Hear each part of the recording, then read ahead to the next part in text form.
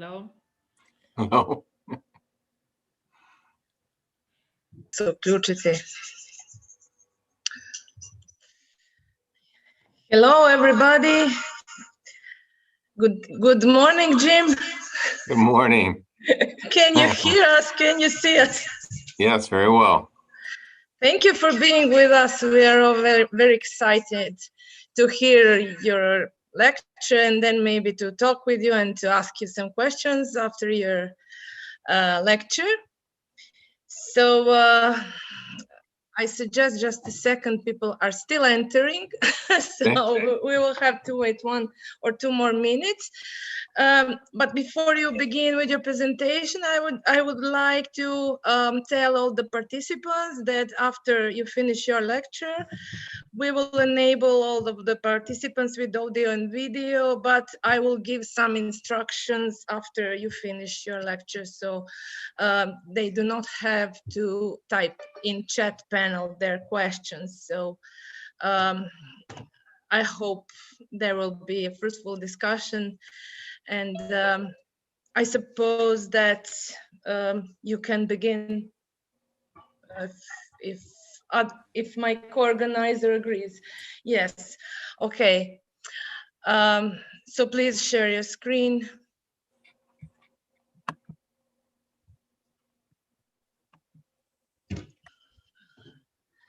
Oh, we can, okay. Yes.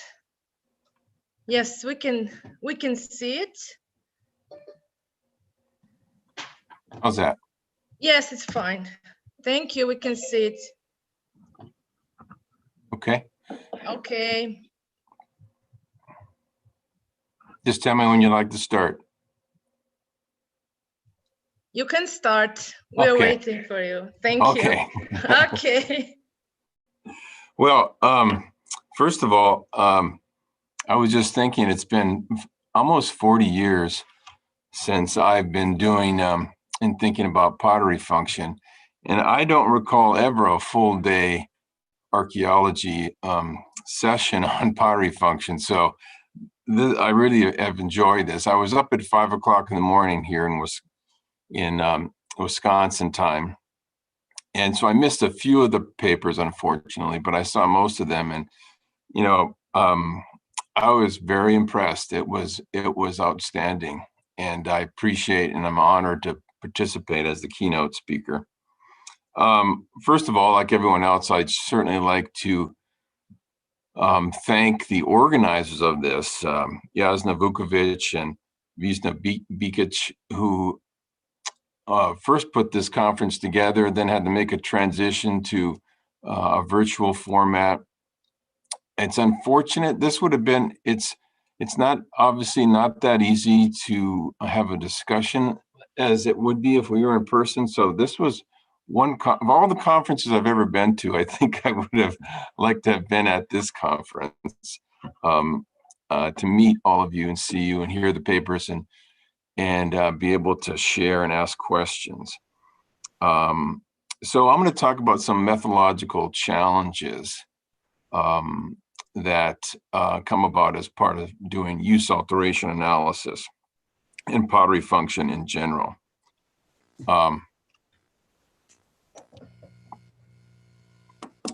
Orton said this in 1993, the problem of function is perhaps the most significant faced by those studying archaeological ceramics. That was 1993. He called it the most significant challenge. As the papers in this morning's or today's session has shown, that is not true anymore. This statement is no longer true. All of you have made this an untrue statement. It's not such a mystery or a challenge anymore. There are now proven strategies to look at both intended function, that is what a pot was designed for, and actual function and how it was actually used. And I would like to highlight a number of the papers and posters from today that looked at pottery use alteration traces, first of all. Unfortunately, I missed the first three. The first one by Olga Bychev and then the next by Claire Burke and Pauline Debbles and Julian Vugue. I know of some of their work through their published sources, so I know it's excellent. And I look forward, maybe if these gets published, to seeing them in print. I started watching with Vanessa Forte, Duska Urimkatsu, Maruvush Balansky and his colleagues, and then the three posters as well dealt with pottery use alteration traces. And I've got bad news for all of you. You're not going to learn very much today from my talk, because I think you are taking this to the next level. And although our host Jasna Vukovic did not give a paper this morning, I consider her one of the excellent use alteration analysts there is. I'm very familiar with her work. So none of you will learn anything. In fact, I learned a lot today, and you are certainly taking it to the next level. The force is with you, and you are an impressive group, and I look forward to more of the work that you're doing in the way that you have pushed this forward, all in different regions, different time periods. So I've been very impressed with that. You're doing very exciting work.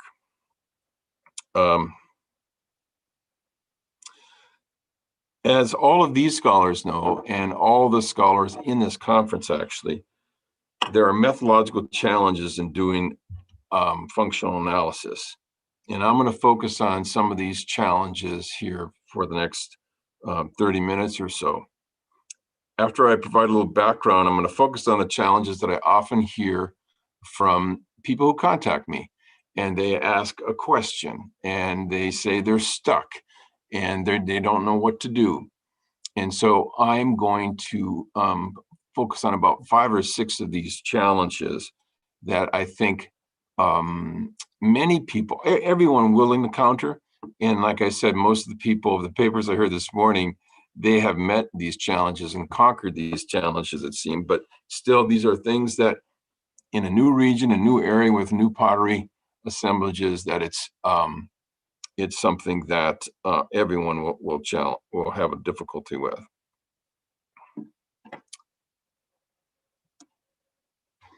First of all, why study pottery function? As every paper in this conference demonstrates, pottery is the inferential workhorse of archaeology. I think it's safe to say that more inferences have been made based upon pottery than any other single artifact. I mean, chip stone is a close second, I suppose, but I would think pottery still leads the way. Pottery has been used to infer virtually every aspect of human behavior, from diet, demography, and trade, social organization, social change, to name a few. All of these inferences require a clear understanding of pottery function. Prudence Rice referred to inferences about pottery function to often being fast and loose. In almost all regions, we inherit functional designations that may or may not be accurate. These often come from ethnographic analogies or contextual clues. These functional designations have been passed down through generations of archaeologists, many times without question. So people may say that this is a storage pot, or it's a cooking pot, or a serving pot, or a beer making pot, but only with more detailed functional analysis can this be determined. One of the fun things, and many of you have I think probably enjoyed this sort of phenomenon, is to determine that an often repeated functional designation is really not true. And I'm going to discuss at the end of this project a study I did a long time ago, but I think it illustrates that a number of things, including the fact of sort of popping the balloon of a functional designation that all archaeologists in a particular region had learned for generations. And that's going to be a facile discussion on the Southwestern seed jars.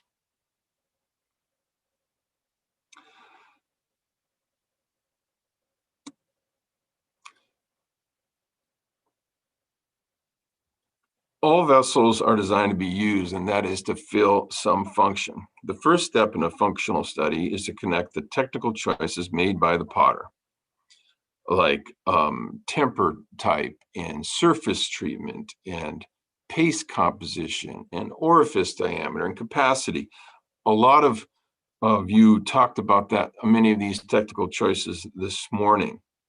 Vanda Visafka that talked about petrographic analysis. And one of the things that's being done less in the United States is petrographic analysis. And unfortunately, it's a really great sort of analytical technique for functional analysis. So I was appreciated hearing her work on that.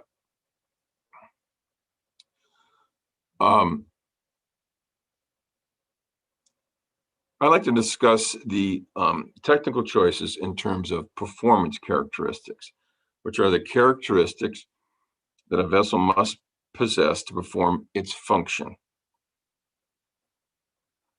My favorite example is a cooking pot, which often has lots of temper, it's low fired, often has a textured surface to deal with the primary performance characteristic of thermal shock resistance. So the first step in a functional analysis is reconstructing the technical choices the potter made in constructing the vessel and to infer why they did it. Although I didn't see Claire Burke's paper, from her abstract, it says that she was making these correlations between technical choices and actual function. And other research as well. Again, our host, Visna, is well known for her work on looking at the technical properties of pottery. And then there was a number of papers today talking about capacity or volume. And that's all excellent work in trying to infer the intended function of the pot.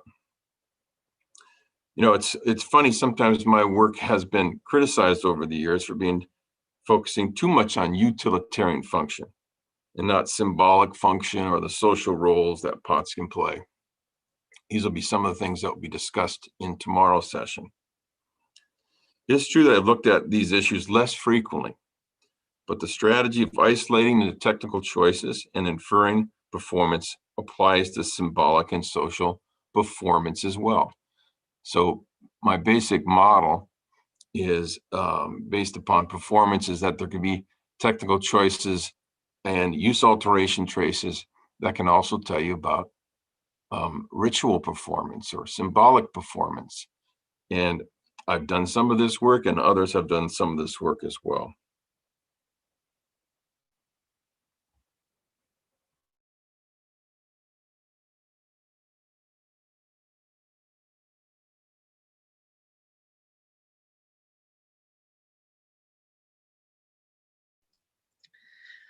Jim, can you hear us, please? It seems that your connection is slow.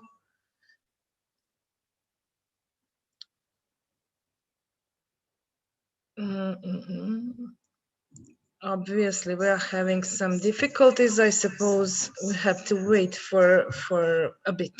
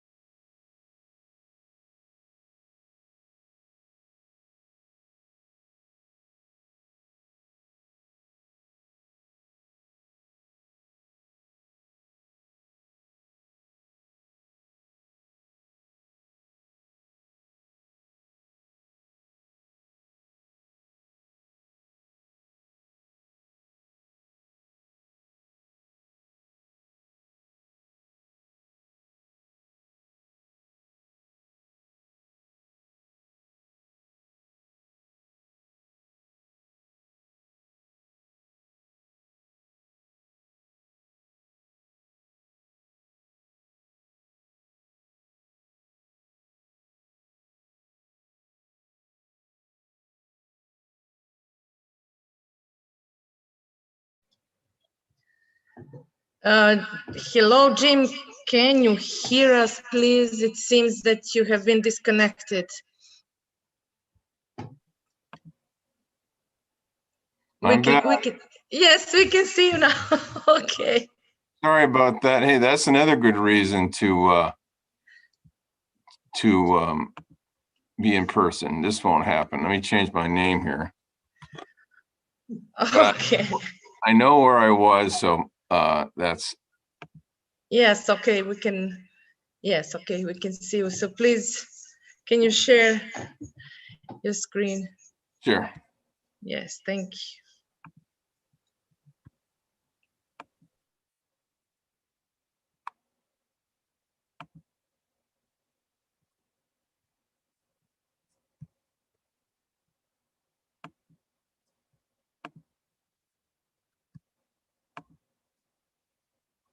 How's that? Yes, it's good. We can see. Okay. Thank you. Sorry about that, everybody. No, it's okay. Always happens. I was talking about that actual why it's important to actual function, and the first thing is that stronger inferences can be made about what was stored or what was cooked. Second, the intended function may not always be used. The intended function may not always be the actual function. In this slide is a typical Kalinga cooking pot being used as a roasting pot. So it was made and designed as a rice cooking pot, but it's used as a roasting pot. So use alterations can tell you that kind of information. Dr.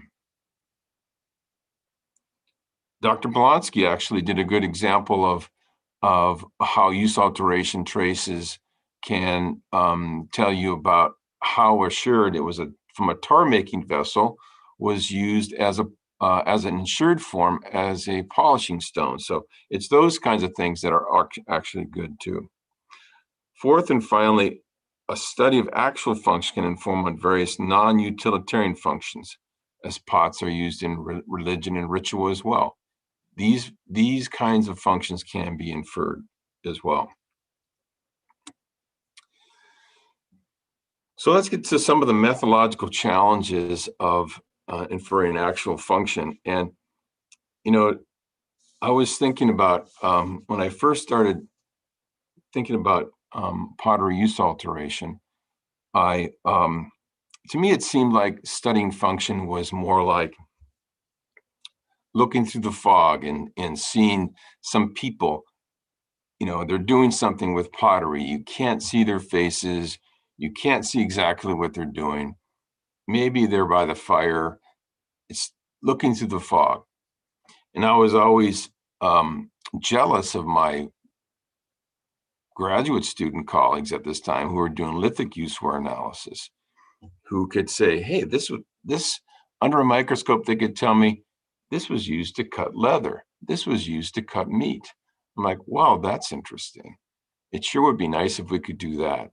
And so when I first started doing use alteration studies, it was like the veil of fog lifted slightly. I mean, as archaeologists, we're always looking through the fog a little bit and making inferences, but it just seems like things were a little clearer. There was a strategy now to get at these actual uses. First, let's define them. And again, the papers this morning did a good job of doing this, but I'll just go over them briefly. First, I don't use the term use wear, and I know that's still used for pottery use wear because to me, wear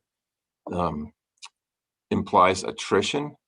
And since, it works for lithic use wear, but it doesn't work so much for pottery. And so that's why I use pottery use alteration because it can be additive, it can be subtractive, it can be residue analysis. So I think it's a more inclusive term.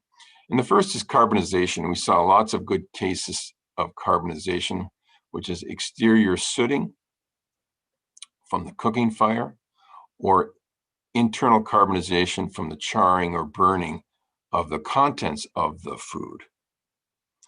The second are the chips, nicks, and erosion of the surface by mechanical or chemical processes.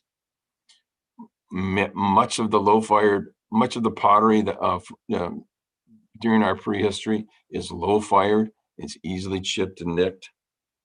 And finally, residue analysis. And I think we had one or two people talking about residue analysis today, and that's the matter left behind either on the surface or absorbed within the vessel wall.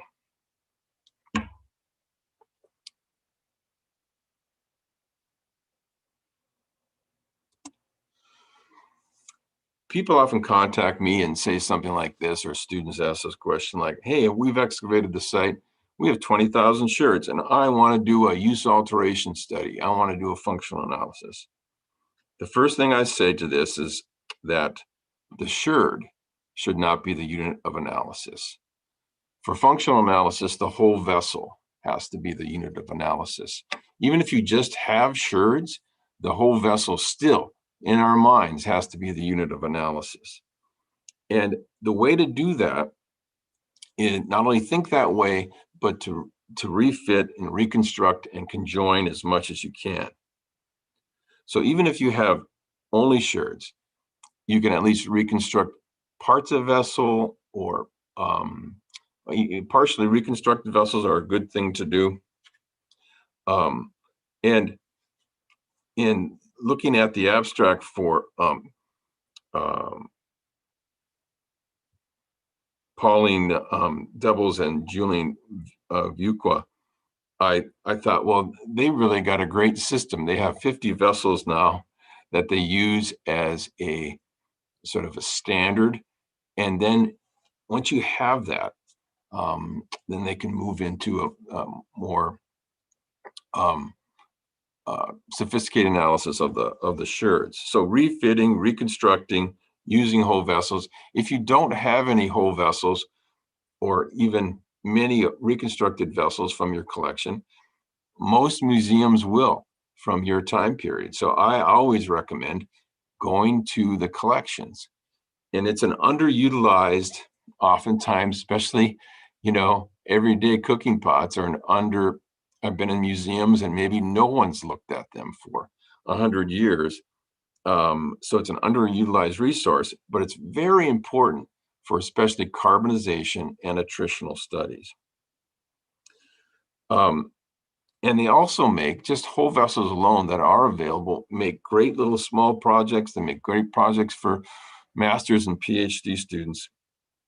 And I think and the case study I have at the end of this talk shows how just using 20 whole vessels, you can say a lot about a functional analysis.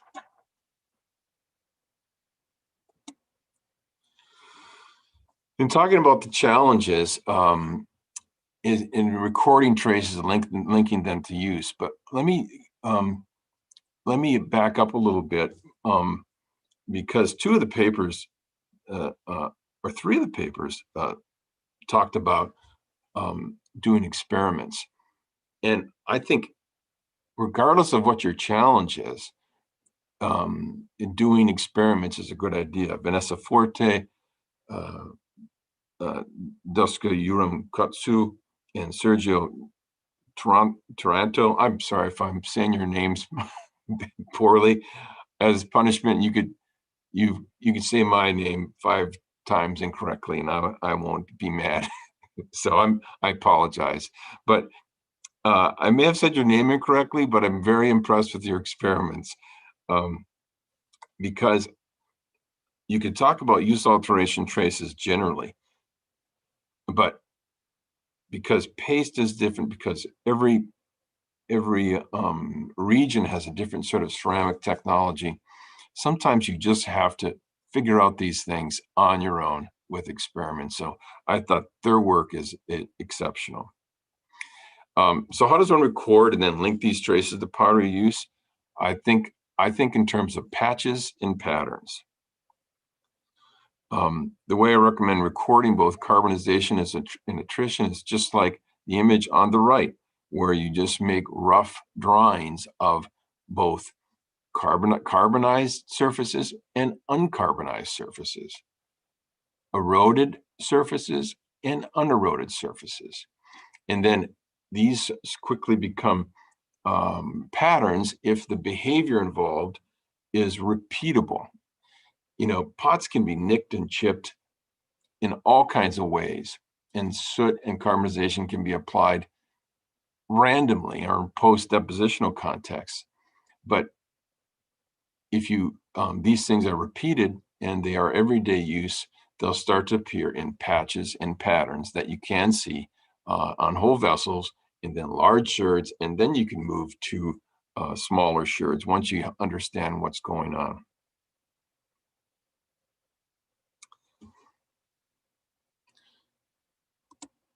Challenge 2 is, you know, people sometimes send me pictures and saying, is this a fire cloud that was produced while the pot was fired, or is this a sooting on the exterior?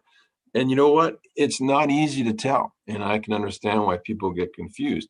And this is another reason why I use whole vessels if possible, because it's not that easy to tell.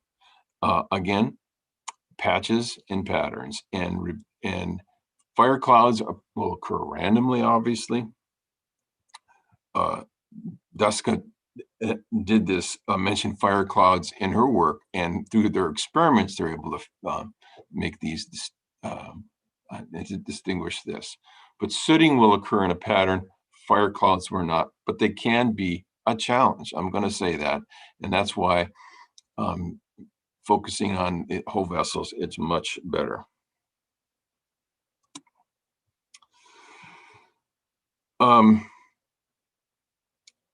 Another one is what happens after the pot's no longer used. Can carbonization be added? Can carbonization be taken away? And the answer to that is yes, under various circumstances, this can occur. Now, I'm not sure how much this happens in Europe, but in the southwestern United States during certain time periods, sometimes up to 40% of the houses in a village will have been burned ritually. And when that's done, many times everyday cooking pots are left in the house itself. And so these carbonized pots and sooted pots then are exposed to sometimes a extreme fire that can both add carbonization and also oxidize carbonization, because sometimes these are very hot. So always beware if there's evidence of burning. I'm not sure that happens as much in Europe, but it certainly is an issue in the United States, especially in the southwestern United States, that we have to watch for. It's pretty obvious to see evidence that the house was burned. It doesn't mean that the pots are useless, because sometimes they are protected from the fire, but that is a challenge nonetheless, determining post-depositional carbon deposits and removing from that done in use.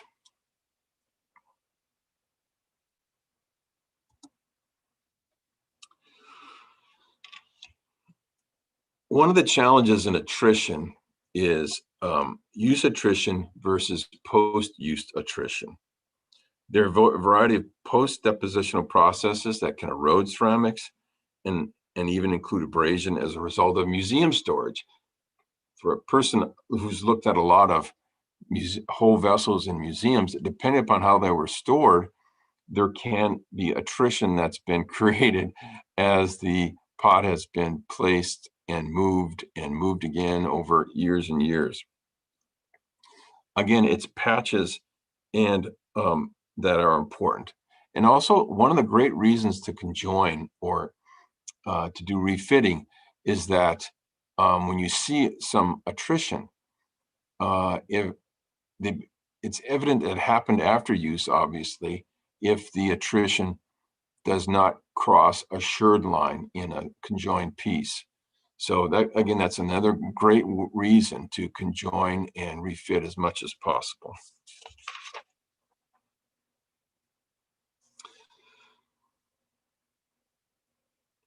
And attrition is also a good trace.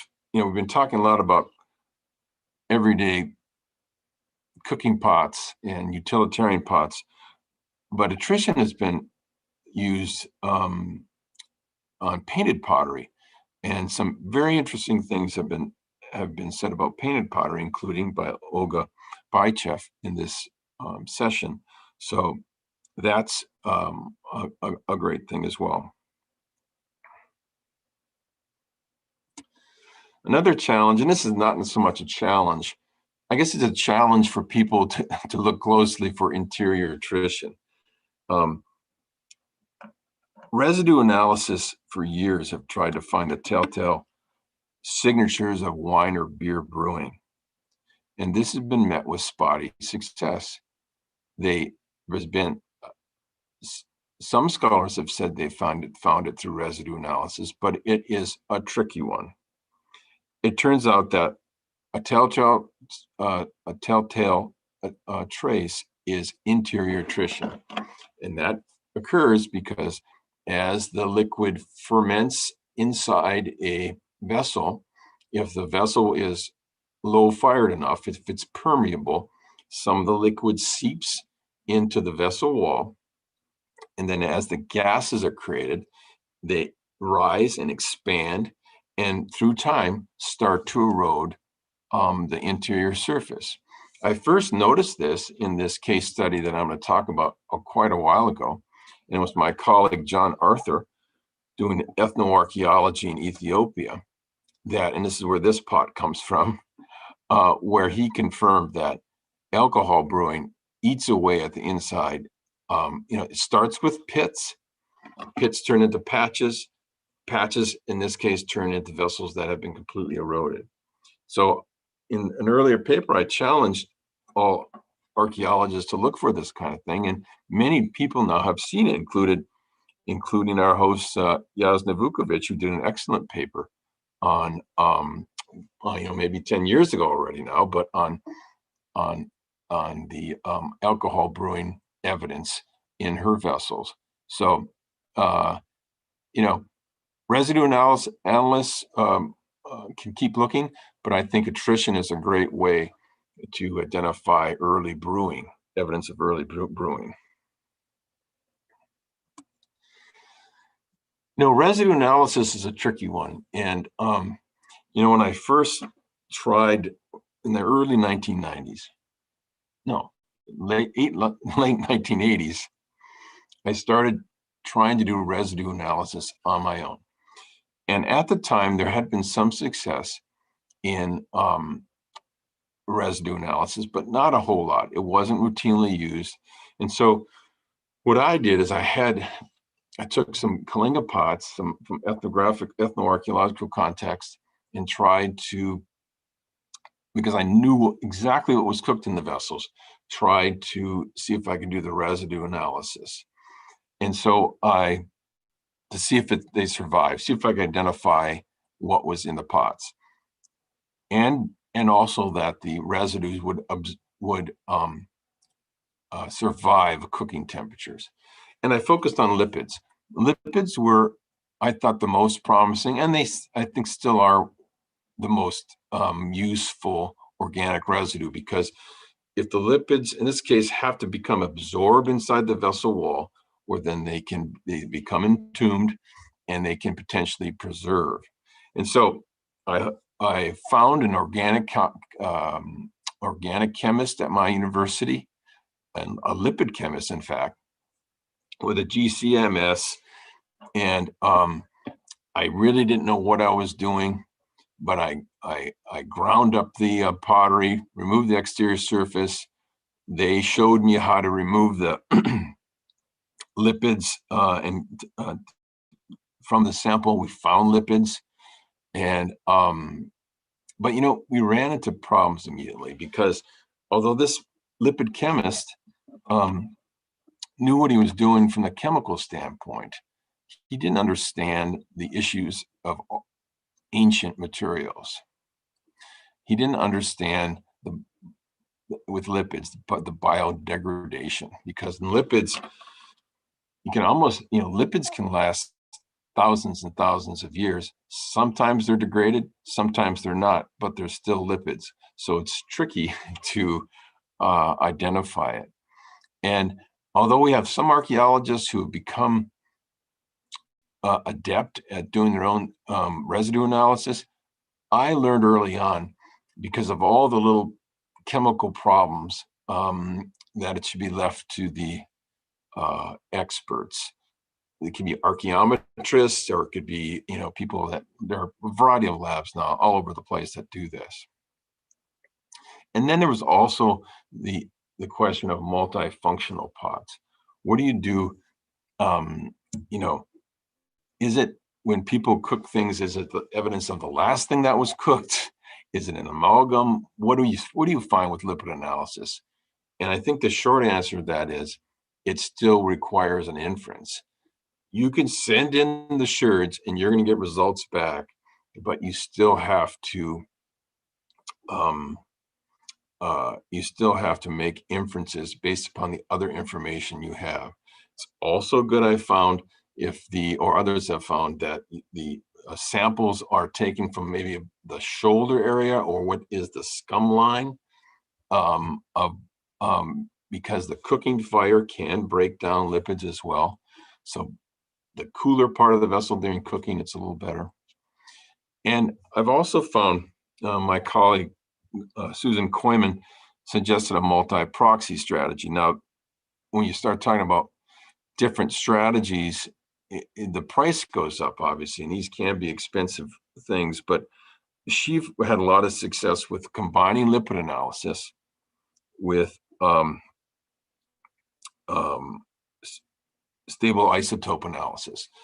Now, both of these techniques have their benefits and they both have their limitations, but together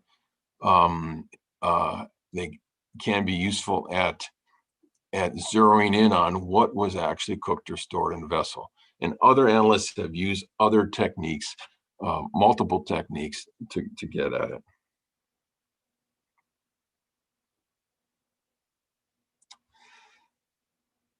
So I'm going to leave some time for questions, but I want to just, this is a study I did a while ago, but I want to go over it again because it was the first time that I really tried to do use alteration analysis on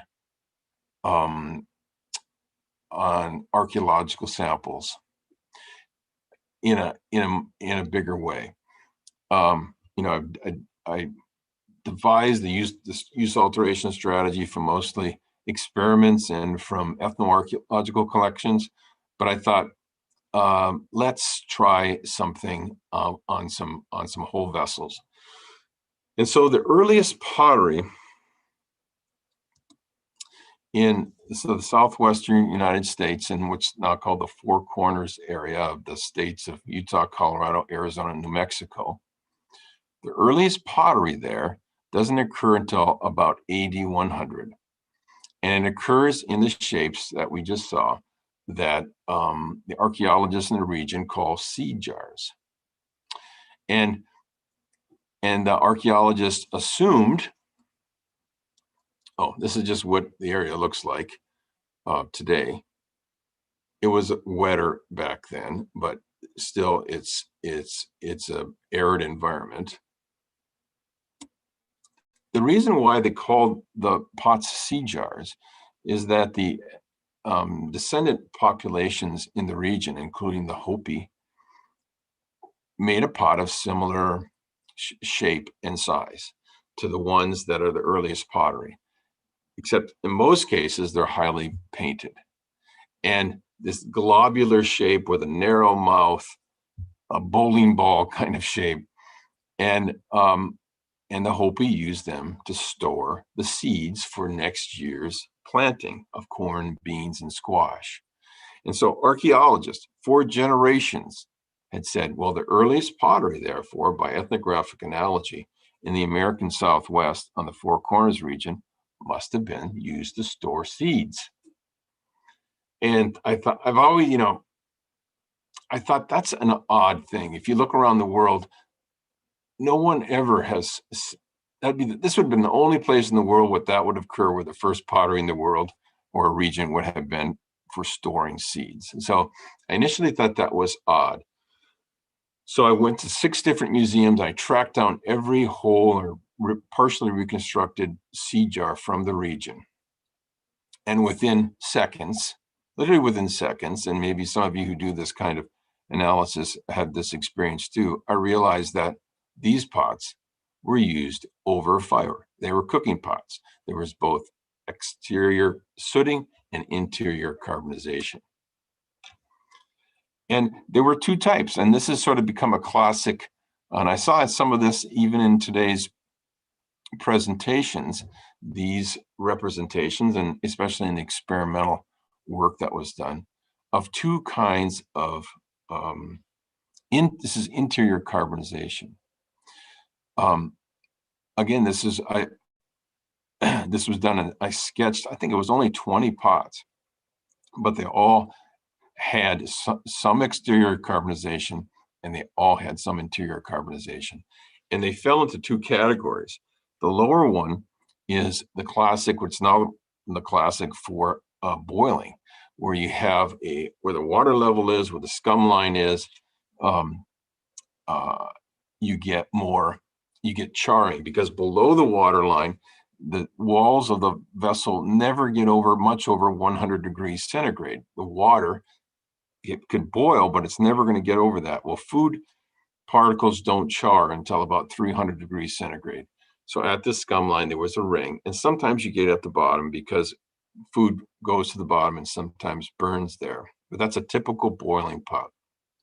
I noticed one of the experiments this morning for me, earlier in the day, somebody said that, or found that when there were animal products being boiled, the fats made a better sort of ring. And that makes sense. And that's pretty interesting. The other type is the one on top, is more of a stewing or making a gruel where there's less water present. And the food will char. So the pots were used for boiling, for stewing, and they were also, this is the first time that I saw this, not the first time, I saw it in some ethnographic pots earlier, of this interior pitting. It had a lot of the pots had interior pitting, so they were brewing alcohol, I presumed. I couldn't confirm that at the time. It was, again, the work of John Arthur that did that. And were they storing seeds? I don't know. Maybe they were, maybe they weren't. But this, when I also did an intended functional analysis of this. These are thin-walled, lots of temper, great for cooking. It's sort of the Swiss Army knife of pots. It can be used for virtually anything.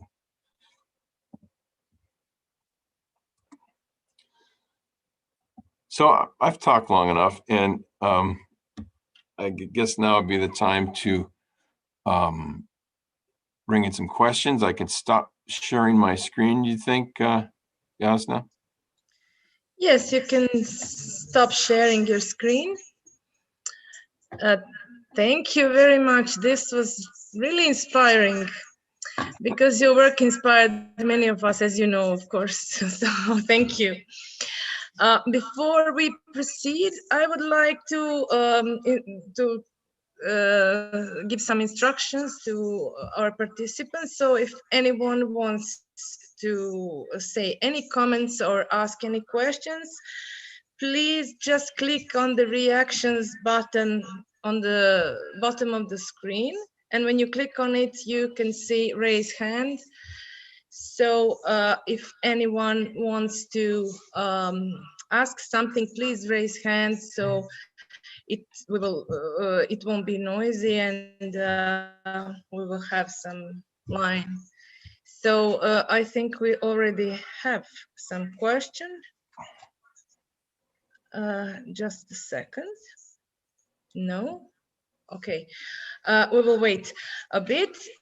And of course, I would have many, many questions and comments. This is really a challenge, as you said, sooting clouds or or the consequence of firing. Here is Dushka. I think we are thrilled. Thank you, Dushka. Please ask something. Okay, Raina is here with us. She has a question. She is a lithic expert, so you mentioned functional analysis of lithics, so I suppose that Raina will have something. Okay, Raina, we're waiting for a question.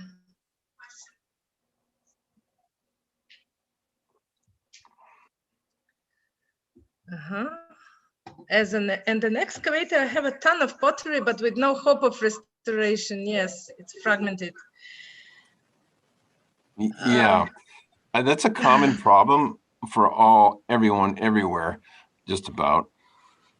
And that is when I would say, first go and look at museums and see almost every region will have whole pots somewhere that were excavated at some time. And also, if you have fragments, usually you can, I mean, this takes time, but you can start doing some conjoining, at least to get larger sherd fragments. It's very confusing to do it on individual sherds until the work with whole vessels has some work with whole vessels or large fragments. You know, I work in an area now where the pottery is like crumbs. And because of freeze-thaw damage, I didn't even mention that, but freezing and thawing can really destroy low-fired ceramics. But by happy coincidence, there are quite a few pots that over the last 100 years or so of archaeology in the region, in the Great Lakes, there are pots in museums. And some of my students have done some great work. I mentioned Susan Koyman.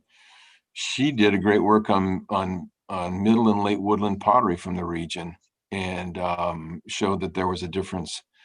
So I would go with the museum collections, and I don't know, Jasna may have a good yes, answer to that too.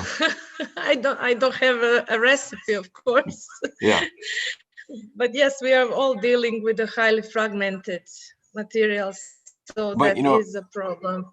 Yeah, let me add that sometimes it's not possible. I mean, I get this question from people. They say, yeah, I've got all these sherds. What do I do? And I can't put them together. And they come from, you know, I say, well, I think you need a different question then. I don't think you can do a full use alteration study. You could do some intended function. You can examine the paste, the surface treatment, and the thickness and the capacity and all those things, which are very helpful. So it's not always possible. Okay, I would like now, thank you, Jona Waxman raised her hand, so please enable video and Hello. audio. Hello. Hello. Just to stimulate the debate, actually. I just wanted to add a small comment about organic residues analysis, since you mentioned it. I'm not a specialist at all. I'm actually more a specialist of inorganic residues, no, inorganic analysis. Right. But it seems to me that there has been a strong evolution, both methodologically and technically in the, I don't know how many years. Methodologically, because now there are experts who have a strong understanding of the archaeological process. So it makes a whole difference between these people who are really involved and chemists who know chemistry, but nothing about archaeology usually. Yeah. This is one point. And yeah. And the other is also, sorry, I just finish and then it's all yours. And then technically also it seems that there have been some progress, for instance, in the identification of well, I'm thinking especially about wine, from grapes to fermented grapes, and even identified red versus red wine. So more specific markers. So, I mean, things are evolving, hopefully, in the right direction, and more possibilities are open for future research. Thank you. Oh, thank you for the question. You know, that's a good question and a good point. And early on, as I mentioned, I realized that there are people better equipped to do residue analysis. And Evershed, this was in the 90s in England, you know, solved all the problems that I was having in a 4-page paper. And I went, wow, these are methodological problems. And he was able to solve them immediately. And so this is why I said on the slide, you could just leave it to the experts, although I don't question people that want to dabble in it, but I still think the archaeologists need to be involved for a couple of reasons. One, you know, it's not as easy as well, even when carbon-14 dating first came out, archaeologists would send them out, we'd get something back, and they go, wow, this one looks okay, but this one looks crazy. So I think you have to understand the context well, and the archaeologists have to be involved. And one of the problems I personally had with residue analysis in the Great Lakes where I work is there was no library of lipids, prehistoric lipids, until a Canadian named Mary Mullaney came along and did her dissertation and did a, you know, lipid analysis of deer and rabbits and other things. You know, the lipid books that you could find will often have contemporary domesticated animals, and they know those lipids well, but they don't know all the things that we are interested in. So sometimes there's no library in that. So, but yeah, I agree. They're getting better all the time, and they've made great inroads. And I don't disagree. You know, of all the things that, you know, of all the 3 use alteration traces, residue analysis took off and exploded early on.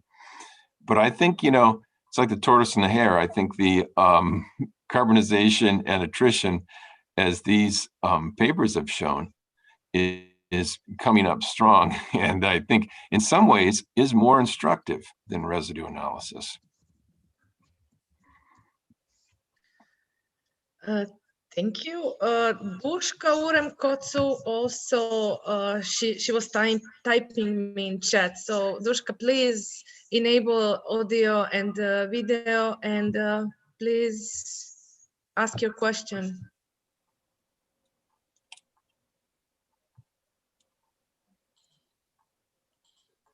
Duška, oh yes. Hello. Hello. Nice to see you. Nice to see you. I really liked your paper. Thank you very much. I was inspired by your work years ago as an MA student and then PhD students, and it was a long time ago. But since then, as a pottery person, working, of course, on very old materials such as Neolithic in Greece, 1,000 years old material, I still cannot figure out how on earth I can understand what caused the attrition in terms of food. Okay, I've been doing residue analysis with Professor first, Heron, then Evershed. Then now, of course, proteins came in to help us, and lipids. But still, when you have attrition on internal walls, how can you be sure that, okay, sure, how can you at least reach a kind of conclusions about what caused this in terms of food? not abrasion, attrition. Not mechanical abrasion, but something that's chemical. Yes. Well, I think you've been on the right track with these experiments. I mean, it's one of those experiments that take a long time. Yeah. But there could be other, there could be other things that could break down pottery. I mean, one of the things, as you see in your area, I think you see water storage vessels that erode on the exterior, right? Salt erosion comes out and it kind of exfoliates the exterior. So it's not just liquid. There's something that's interacting with the ceramic composition that's breaking it down. It could be what's interacting with the temper even, or something like that. So yeah, I don't have any direct. It's a puzzle. It's a challenge, and if you're asking it, then I know it's a tough one because I know you've thought about it a lot. So have you thought about any experiments with different kinds of things that could be boiled or?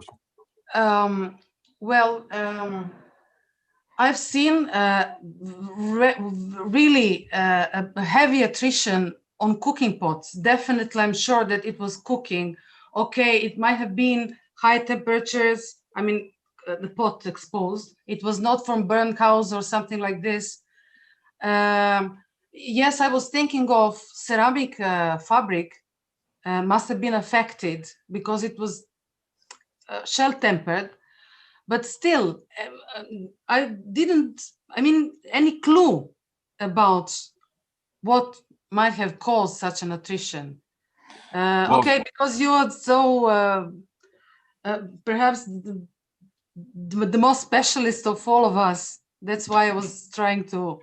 Well, you mentioned shell temper. I mean, that if shell is not preheated, or it can break down a surface all by itself. I know it, but I think it was fossils. Oh. So, because I was looking at the, what was, whether they were crushed or what was these shell tempered in the ceramic matrix. And then I do the analysis and I was told that it is definitely fossils, and they have found it, really. I went into the field and I found the source nearby the settlement, the historic settlement. Interesting. Anyway, it was just a question. Well, also thermal shock is tricky. And if it's micro cracks happen every time a pot is put over a fire, and it weakens the pot. And sometimes you get a catastrophic failure, but most of the time it's just these little cracks. And maybe if depending upon what they're cooking, if it's you think maybe they were roasting something where it would get really hot? No. Perhaps something mushes, not with many liquids, but still. It was a deep open-shaped cooking pot. Interesting. It was a long time ago, but I still have this in my mind. Well, I'll think about it. Thank you very much. Yeah. Thank you. Okay, I have, thank you, Duška. We have many people are watching us on YouTube, so we have a question via Facebook now. So it works. Okay, I will read it to you. To work with complete vessels is of great help to distinguish use alterations from alterations due to depositional and post-depositional processes. And my question concerns another challenge I experienced in working on pottery function through this kind of combined methodology, namely the difficulty to go back and forth from the analytic level to a more general level, which involves pot's potential in reconstructed social practices and eventually understanding past communities.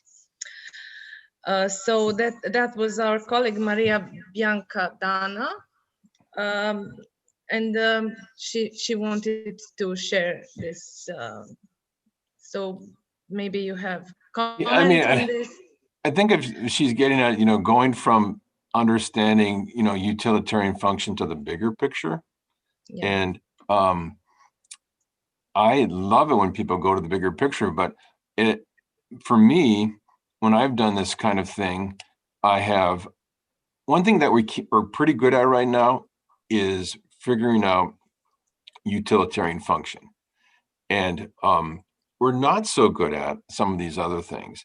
But I think if you can at least narrow down the utilitarian function or the traces that may be some other function, then I think that's a starting point for making grander inferences about other things, about communities. And, I think this is where you start. To me, it's like the shape of a funnel where you start narrow and what and then with the contextual information that you have with the people that have done this the best are people that have been focusing on a particular region, for many times their whole career.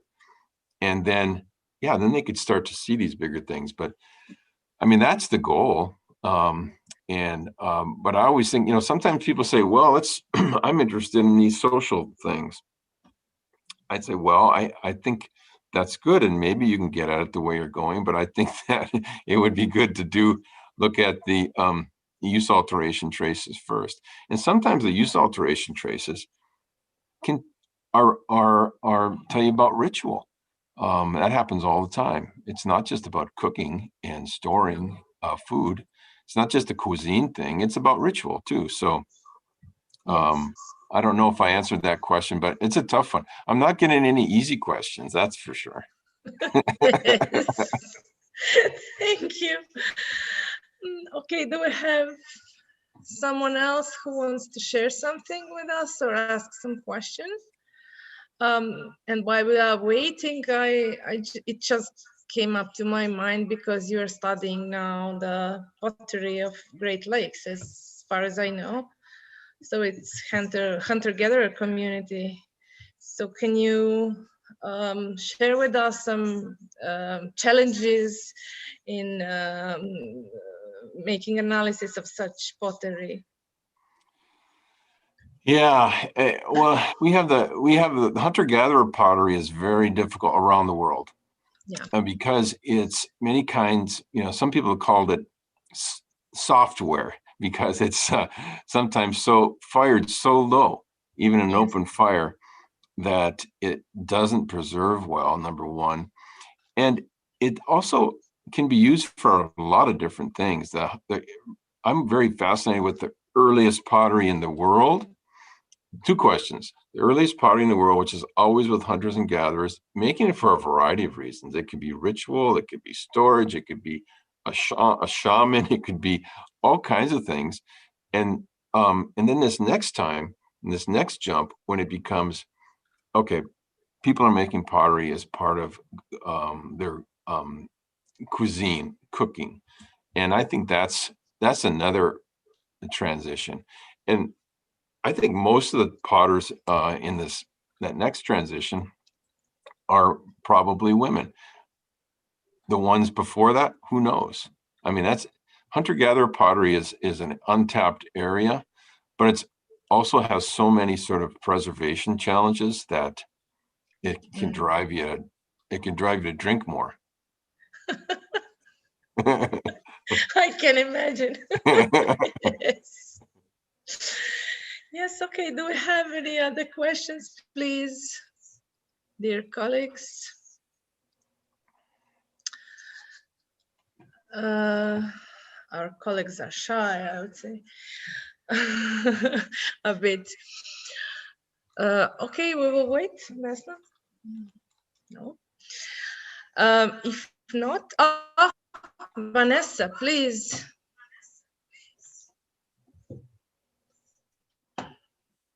Enable audio and video and ask a question. Yes. Hi. Hi.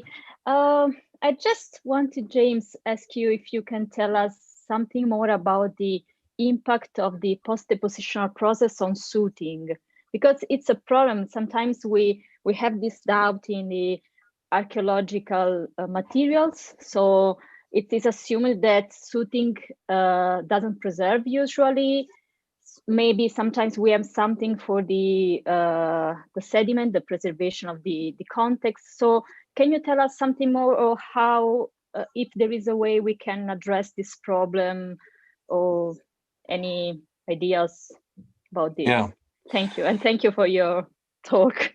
Oh, when your paper is excellent. I love the diversity of pottery types. The possibilities for functional analysis in your area are so great. I just love that.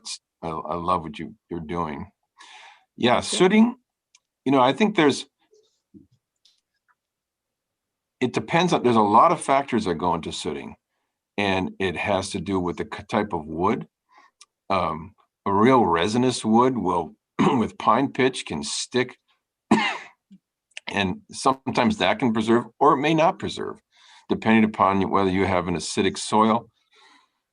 And in some parts of the pottery I work on in the Great Lakes is so porous and low fired that the soot actually gets into the fabric of, it's like a fire cloud. It gets actually into the pot itself.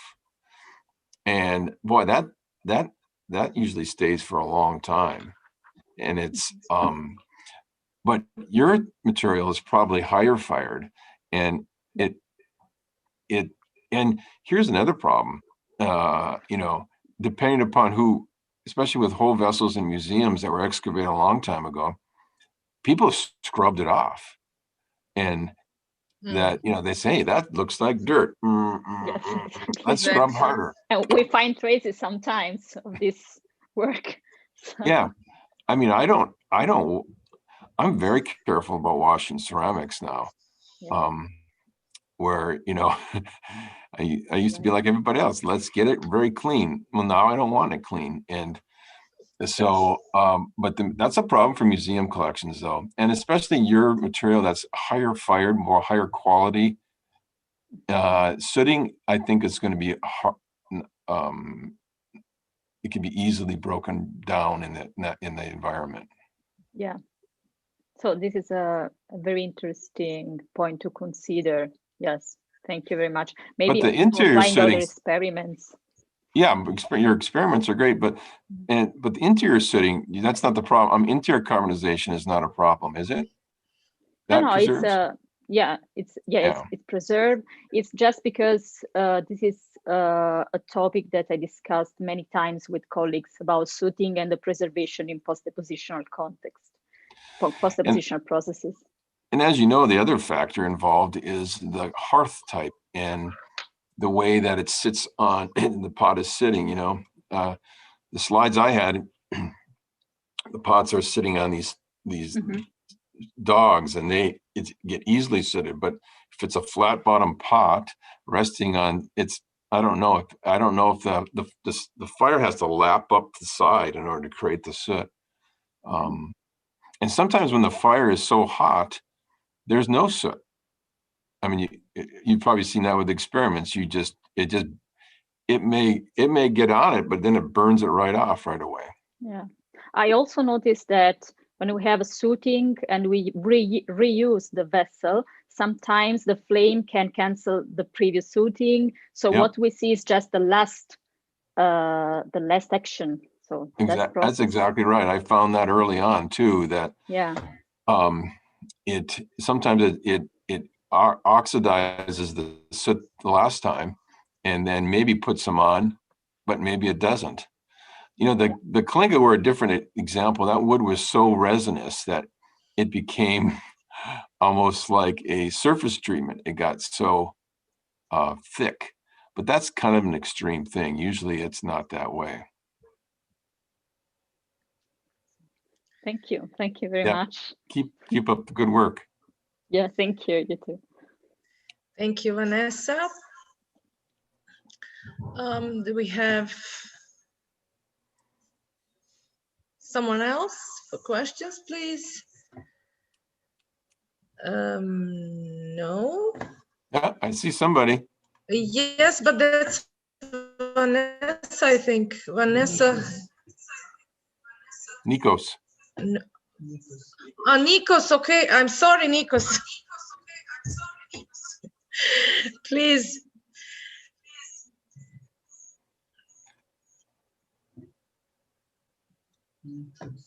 Can't hear you. No, we cannot hear. Nikos, please, can you do something with the audio because we do not hear you? Or maybe type the question.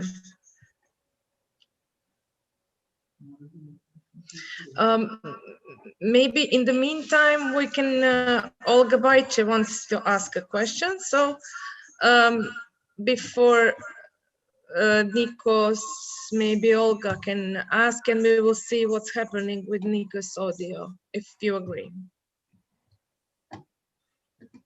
Can I? Yeah. Okay, thank you. Sorry. I also have to say that I'm really enjoying this talk and that I was really inspired also by your work. And I have the question about the abrasion of the rim. Because if I remember in your research about Kalinga cooking pots, you didn't recognize that the covering of the vessels was making these attritions on the rim, but it could be because they didn't use it often enough or because of the material. And we have on painted pottery and on this fine pottery from Serbia and from Bulgaria, and I now see from France, from Iron Age, that these fine bowls have these abraded rims. And so do you have any comment, or do you think that this covering could be the result? Because we would really like it to be. Oh, I think it really could be. The you know, when you're dealing with painted pottery, I mean, I love it that you're finding attrition on painted pottery, and you know that's happened in the Southwest. You're probably familiar with some of that work a long time ago, where you know people thought, well, these pots aren't used, they're painted and they're beautiful and they maybe are used for serving, but then when you look at the attrition, you start to see, well, they're used all the time and repeatedly. And the problem with the abrasion on the Kalinga stuff is that they had aluminum covers. They had ceramic covers still. And it didn't involve any twisting or anything. Sometimes the rims would get chipped because people would put the covers down too hard, but wasn't any sort of attrition. But yours would probably have ceramic lids. And so I think it's very possible. Okay.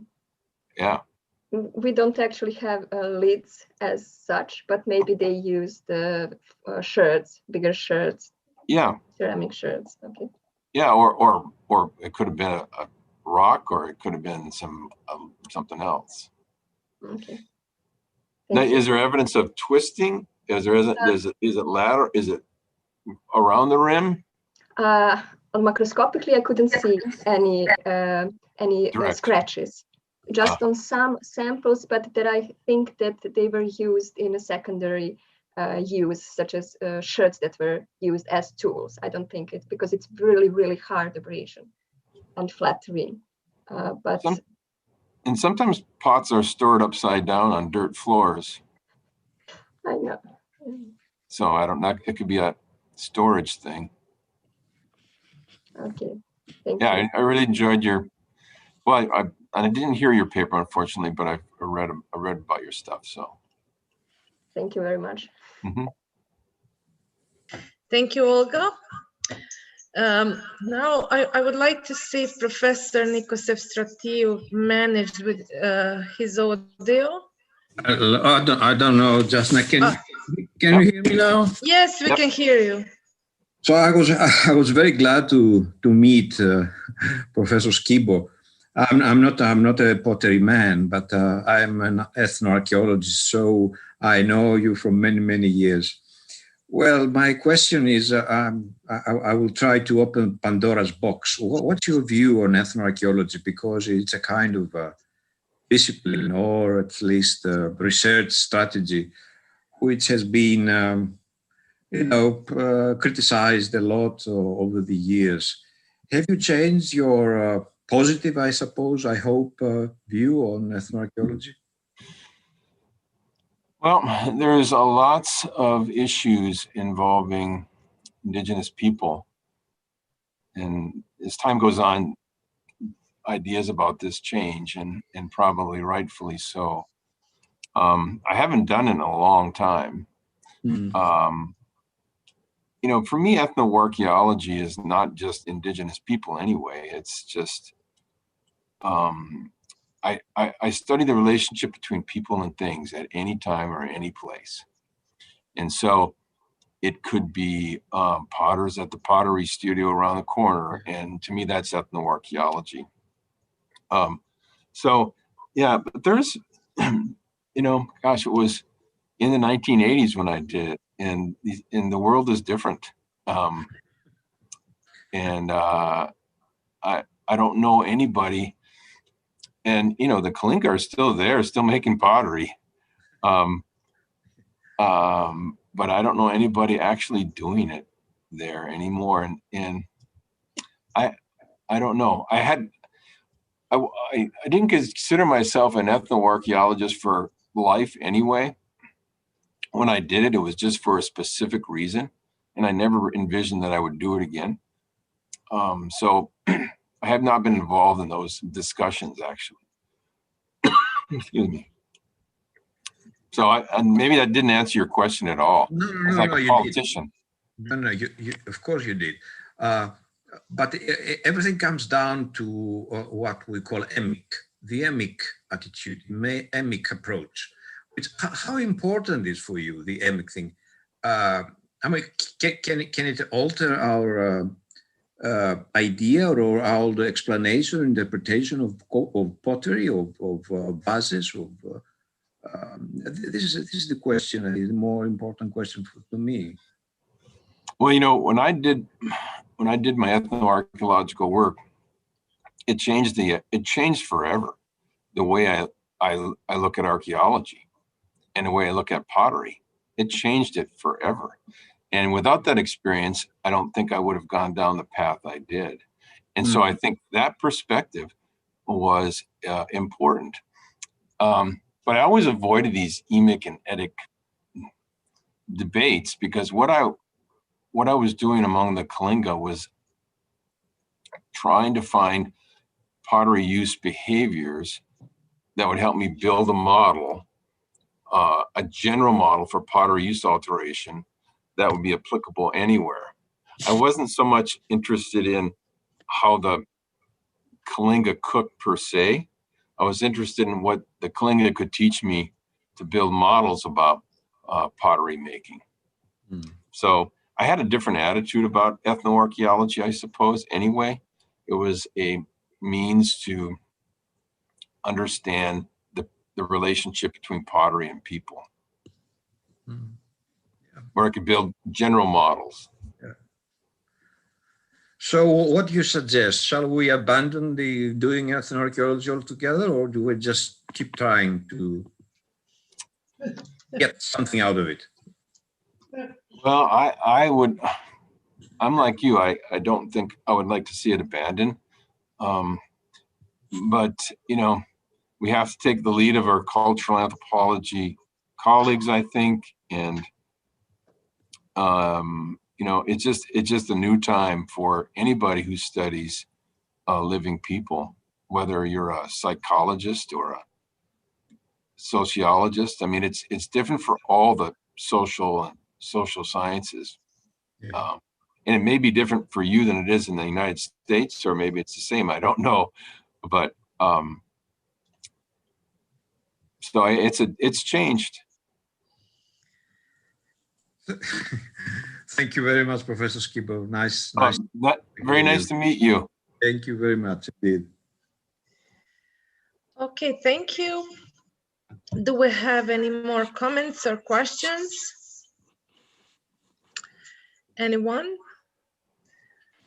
I suppose not. Okay, then I would like to thank again Professor Skibo for being with us. It was really nice to hear your talk. And I hope that you will be with us tomorrow too. Maybe we will have some more opportunity to talk in the afternoon tomorrow. So thank you for getting up early because of us. And it was really great to have you here with us. So I think for today we can say that we can go home and rest a bit, and see you all tomorrow, 10 o'clock. Okay. Thank you. Goodbye. Bye-bye.